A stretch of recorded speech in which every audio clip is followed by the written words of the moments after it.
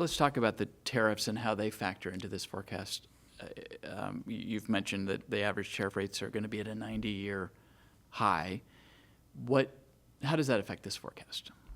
Well, it's really so when we do the forecast, we have a U.S. economic model and a state model, and the tariffs are really the sort of conventional wisdom on tariffs is we're going to see likely higher prices and slower economic growth, and so our U.S. model reflects that. So the forecast we have for GDP growth in the second half of this year, we expect that to grow. We expect the U.S. economy to grow less than 1%, which is pretty slow. 2024 we grew about 2.5%. And so that slowdown, of course, in the U.S. economy transfers to Washington's a part of the U.S. economy, and so we expect that all filters through to slower growth for us, which might be measured more in terms of things like employment. But so we expect slower growth going forward, which means slower revenue growth.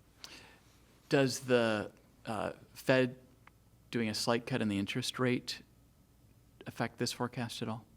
The recent cut? It's in our forecast. We were able to get that in, and so the Fed cutting interest rates in theory means a little bit more. Takes the foot off the brakes a little bit off the economy, but of course there's a lot of challenges and headwinds facing the economy. So we'll see how that plays through. You can check out the rest of the show by clicking on the link below or by watching Inside Olympia Thursday evenings at 7 and 10.